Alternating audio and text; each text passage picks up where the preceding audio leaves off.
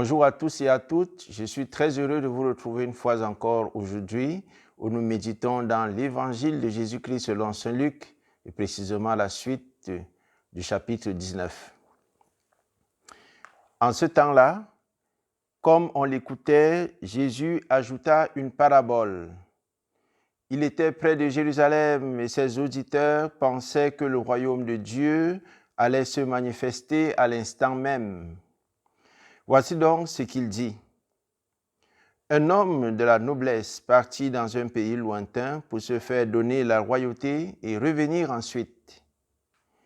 Il appela 10 de ses serviteurs et remit à chacun une somme d'une valeur de mine, puis il leur dit : « Pendant mon voyage, faites de bonnes affaires. » Mais ses concitoyens le détestaient et ils envoyaient derrière lui une délégation chargée de dire : « Nous ne voulons pas que cet homme règne sur nous. » Quand il fut de retour après avoir reçu la royauté, il fit convoquer les serviteurs auxquels il avait remis l'argent, afin de savoir ce que leurs affaires avaient rapporté.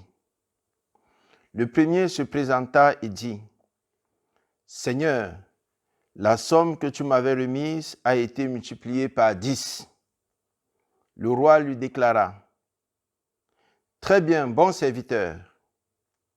Puisque tu as été fidèle en si peu de choses, reçois l'autorité sur 10 villes. » Le second vint dire : « La somme que tu m'avais remise, Seigneur, a été multipliée par 5. » À lui encore, le roi dit : « Toi de même, sois à la tête de 5 villes. » Le dernier vint dire : « Seigneur, voici la somme que tu m'avais remise. Je l'ai gardée enveloppée dans un linge. En effet, j'avais peur de toi, car tu es un homme exigeant. Tu retires ce que tu n'as pas mis en dépôt, tu moissonnes ce que tu n'as pas semé. » Le roi lui déclara : « Je vais te juger sur tes paroles, serviteur mauvais. Tu savais que je suis un homme exigeant, que je retire ce que je n'ai pas mis en dépôt, que je moissonne ce que je n'ai pas semé. Alors, pourquoi n'as-tu pas mis mon argent à la banque ? À mon arrivée, je l'aurais repris avec les intérêts. » Et le roi dit à ceux qui étaient là : « Retirez-lui cette somme et donnez-la à celui qui a 10 fois plus. » On lui dit : « Seigneur, il a 10 fois plus. » Je vous le déclare, on donnera à celui qui a. Mais celui qui n'a rien se verra enlever même ce qu'il a. Quant à mes ennemis, ceux qui n'ont pas voulu que je règne sur eux, amenez-les ici et égorgez-les devant moi. » Après avoir ainsi parlé, Jésus partit en avant pour monter à Jérusalem. Acclamons la parole de Dieu. Le texte de l'Évangile que nous venons d'entendre parle d'un homme qui partait en voyage. Celui-ci appela 10 de ses serviteurs et confia à chacun une somme d'argent sans recommandation particulière. À son retour, il fit appeler ses serviteurs et leur demanda des comptes. 9 des serviteurs avaient investi avec succès l'argent qu'ils avaient reçu, ce qui ne fut malheureusement pas le cas pour le 10e serviteur qui n'avait pas voulu prendre de risques. L'argent ici ne symbolise pas seulement les qualités naturelles, mais aussi les richesses que le Seigneur Jésus nous a laissées en héritage afin que nous les fassions fructifier. Il s'agit par exemple des sacrements et de la prière. La prière du Notre Père est par exemple un puissant trésor dans lequel nous puisons le pain de chaque jour, mieux encore le pardon de nos péchés et ceux de nos frères et sœurs. Cette parabole attire notre attention sur l'attitude intérieure avec laquelle il nous faut accueillir et valoriser le don de Dieu. La peur est la première chose à éviter.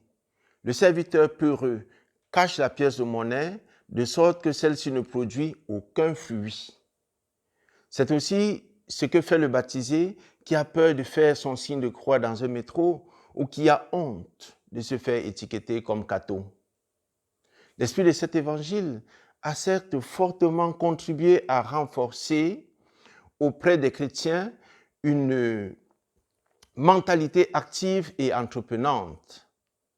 Mais ne perdons pas de vue que le message central de cet évangile porte sur l'esprit de responsabilité avec lequel il nous faut accueillir le royaume de Dieu. Une responsabilité envers Dieu et envers l'humanité. Quel que soit notre âge, quelle que soit notre situation ou notre état de santé, personne n'est privé des trésors de Dieu. Il donne à chacun selon ses possibilités. Il nous demande de donner le meilleur de nous-mêmes pour le faire valoir au service de nos frères et sœurs.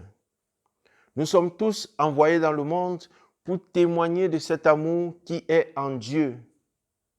Nous vivons dans un monde dur et violent. Nous sommes tous invités à y être des semeurs de paix, de joie et d'amour. Notre action est comme une semence qui doit donner son fruit pour le royaume. Et c'est ainsi que nous pourrons entrer dans la joie de Dieu.